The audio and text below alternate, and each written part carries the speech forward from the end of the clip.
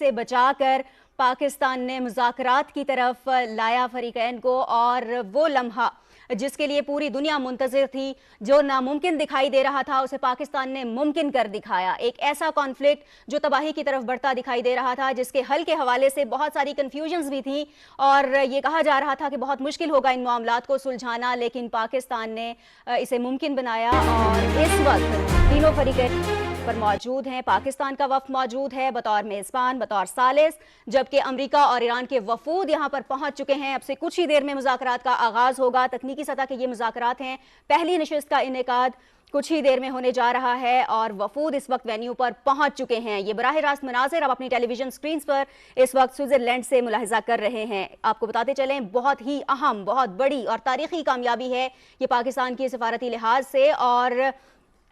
اس وقت اس تاریخی لمحے کو نہ صرف ہم دنیا کو دکھا رہے ہیں، دنیا کے ساتھ شیئر کر رہے ہیں، بلکہ کیپچر بھی کر رہے ہیں، محفوظ کیا گیا ہے یہ لمحہ، اور پاکستان کی تاریخ کا یقیناً یہ بہت بڑا اور تاریخی لمحہ ہے جسے ہمیشہ یاد رکھا جائے گا۔ ایک ایسا کانفلکٹ، ایک ایسا تنازع جس کے حوالے سے بہت تشویش پائی جا رہی تھی، پوری دنیا میں ایک تشویش کی لہر دوڑ گئی تھی کہ اس تنازع کو کس طرح سے ختم کیا جائے گا، ختم ہوگا یا نہیں ہوگا۔